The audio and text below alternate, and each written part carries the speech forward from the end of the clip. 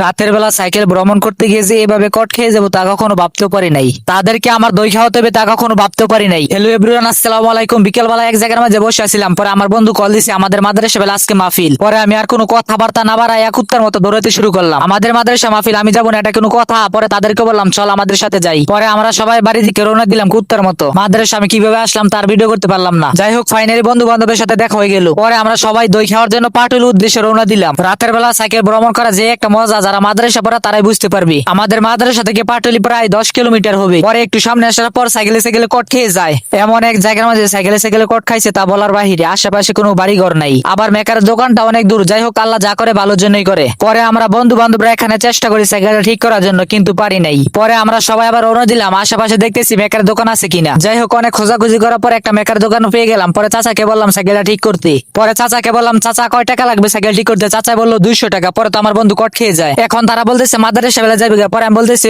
অর্ধেক যেহেতু আইসি, এখন আমি পাটুলি যাই হইছি আর মু। যাই হোক, অবশেষে পাটুলি চলে আসলাম। আমার ইচ্ছা পূরণ হলো। এই বেচারাগুলো কিভাবে অপেক্ষা করতেছে দই খাওয়ার জন্য। এই দই খাওয়ার জন্য আমরা কোথায় থেকে কোথায় চলে আসলাম, না জানি লস খেয়ে যাই। যাই হোক, দইটা খাইতে শুরু করলাম। আলহামদুলিল্লাহ, দইটা অনেক ভালো লেগেছে। অনেকদিন পর বন্ধু বান্ধবরা বলতেছে আমাকে মুড়ি খাওয়ানোর জন্য। পরে আমি চাচাকে বললাম চাচা 30 টাকার মুড়ি বানান। পরে আমরা এখানে তিনজন ছিলাম। পরে আমরা তিনজনে মুড়ি খেতে শুরু করলাম। আশেপাশে আরো লোক ছিল। পরে তাদেরকে বললাম না ডাকার জন্য, তারা আসলে তো আমি কট খেয়ে যাবো একেবারে। দই খাওয়ার বিল দেওয়ার পর কয়েক টাকা বেস্ট হয়েছিল। পরে এটা দিয়ে সেন্টার বোর্ড কিনে নিলাম। যাই হোক, পরে আবার আমরা মাদ্রাসা উদ্দেশ্যে রওনা দিলাম। পরে মাদ্রাসা আসার পর দেখি কত কত মানুষ টিসির খাওয়ার জন্য অপেক্ষা করতেছে। বাড়িতে আসার সময় তিনজনের জন্য 3টা পাওয়ার কিনে নিলাম। ওকে, ভালো থাকবেন, আল্লাহ হাফেজ।